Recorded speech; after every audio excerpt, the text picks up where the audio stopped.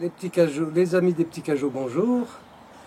Donc je vais vous présenter la semaine qui vient de passer, qui a été bien compliquée, à cause notamment de la météo, comme vous avez pu vous en apercevoir. Ça a été bien mouillé, d'ailleurs on a vu que la source a bien remonté, elle a pris bien 20 cm depuis vendredi dernier. Et cette semaine, on a eu à gérer des excès d'eau. Il est tombé plus de 30 mm d'eau, ce qui en soi n'est pas beaucoup, mais sur des sols qui étaient déjà bien mouillés, ça commence à faire beaucoup. Et on commence à comprendre un petit peu les problématiques d'eau qu'on pourra avoir dans le jardin, qui sont problématiques à un moment, mais qui seront un atout, notamment cet été, parce qu'on s'aperçoit que c'est des terres qui sont relativement fraîches, qui retiennent bien l'eau. Donc cet été, on sera content d'avoir cette fraîcheur et cette eau dans les...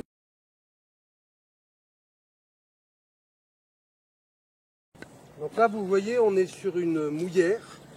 C'est l'eau du sol qui ressurgit. Et il y a encore 2 jours, ça coulait vers les tomates et dans le chemin. Et là, on n'est pas prêt de cultiver ces sols. Il va falloir bien 1 semaine, 10 jours de très beau temps avant qu'on puisse y...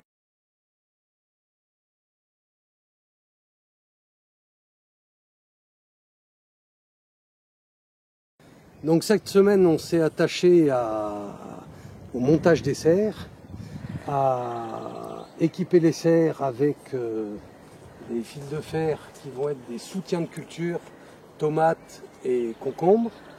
La semaine prochaine, on va équiper les serres avec des gouttières sur le milieu entre les 2 arcures. Et ensuite, on met les toiles.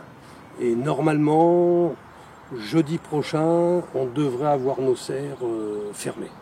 Et on devrait pouvoir commencer à cultiver. On attend quand même 5-6 jours de très beau temps. On devrait commencer à cultiver. Tout à l'heure, je vous parlais de la semaine compliquée qu'on a eue. Vous en avez une illustration à nos pieds.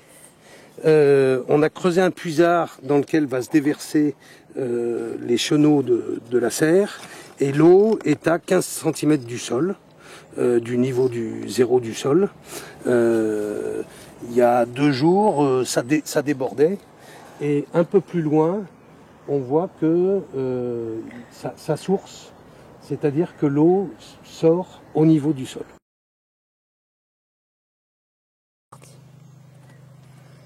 On peut voir comme la faune du sol se développe, là en l'occurrence des fourmis, et qu'elles colonisent bien le terrain.